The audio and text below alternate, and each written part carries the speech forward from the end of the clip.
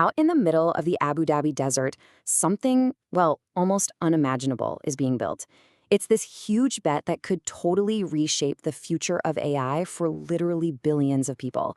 So today, we're going to explain the UAE's incredible plan to build a supercomputer right there in the sand and, become the central hub for the world's entire AI infrastructure. All right, let's get into it. But first, we really have to ask a pretty basic question. Why is this happening now? Why this sudden, massive global race? I mean, why are countries all of a sudden treating AI not just like some cool software, but like a strategic national asset, on the same level as a power grid or a major port? The answer to that? Well, it tells us a lot about a huge shift in how world leaders are thinking about the future. And this quote right here from G42's CEO Peng Xiao, it just gets right to the heart of it. He says AI is no longer a nice-to-have, it's becoming a real, almost physical utility. And that's the key. The way we think about AI has totally changed. It's not a novelty, it's not a tool for just a few tech companies anymore. It is becoming as essential as, say, electricity.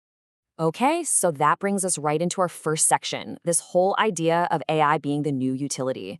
And believe me, this concept is what's driving this entire global push. So the most important thing to get here is just how fast this perception has shifted. I mean, just a couple of years ago, AI was a nice-to-have for most governments, right? Something to look into. But now, it's seen as an absolutely essential national utility. The big fear for a country isn't just about falling behind in tech anymore. No, the real nightmare is the idea that someone else, another country, another company could just unplug their AI. Imagine that. It's all about digital sovereignty now. Okay, so while it feels like the rest of the world is just waking up to this new reality, the UAE, well, they've been playing the long game for a while. This project isn't some quick reaction to the latest trend. Nope. It's the payoff of a strategy they put in motion years and years ago. And you don't have to take my word for it. Industry leaders have been saying it for a while. Abu Dhabi was already leading AI before it was cool. They were making these big strategic moves way before AI became the global obsession it is today. They saw where this was all headed. And this timeline really shows you just how deliberate they've been. I mean, look at this. They set up a whole federal ministry just for AI way back in 2017. Then in 2018, they launched the world's first university totally focused on AI. So when you see this massive Stargate campus being built today, you realize, wow, this wasn't a snap decision. It's the next logical step, and it's built on a really solid foundation.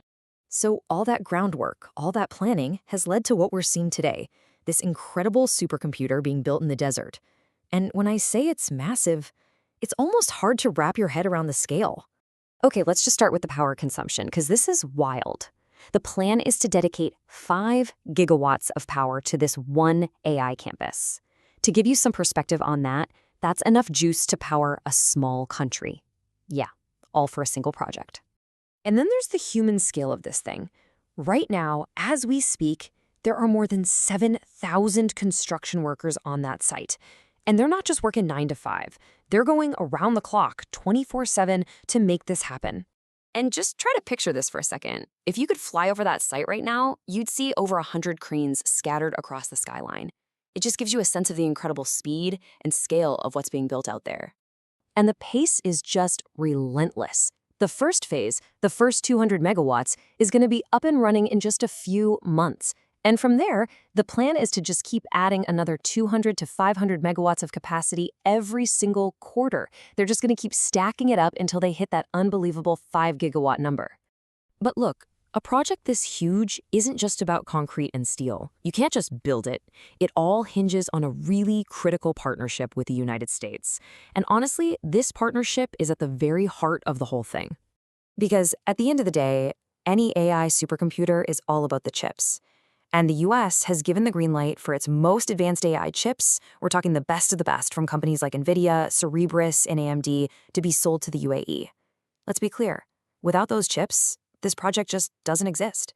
Now, this wasn't some simple transaction. To make this deal happen, the UAE had to physically prove over several years that they could be trusted with this super sensitive technology. That meant ironclad guarantees. They had to show there'd be no reshipping the tech to anyone else, no secret backdoors for remote access, and absolutely no unauthorized technology transfers. This is a partnership built on a very, very serious foundation of trust. So you have to ask, right? Why? Why build all this? What's the grand vision for a 5 gigawatt supercomputer in the middle of the desert? Well, the answer is all about serving a huge and frankly largely overlooked part of the globe. The CEO of G42 actually coined a term for it, the intelligence grid, and the idea is pretty simple but powerful. They want to create a brand new global network for AI, with the UAE acting as a major hub. And its main purpose is to bring AI services to billions of people in what's called the Global South. Countries in Latin America, Africa, Asia, places that are really being left behind in the AI revolution. So why the UAE? What makes them think they can be this hub? Well, it really boils down to two key advantages they have.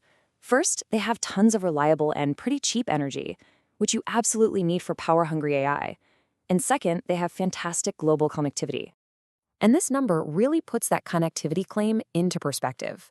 Just because of where they are on the map, the UAE can provide super fast, low-latency connections to nearly 4 billion people. We are talking about a massive chunk of the planet, from Singapore all the way to Milan, covering huge populations in Africa and Asia. And so, all of this leaves us with one final and really critical question. The UAE's project, it's a huge step toward building this global intelligence grid. But at the same time, it puts a giant spotlight on AI's absolutely insane appetite for electricity. So as this AI race heats up, the whole world is facing this monumental challenge.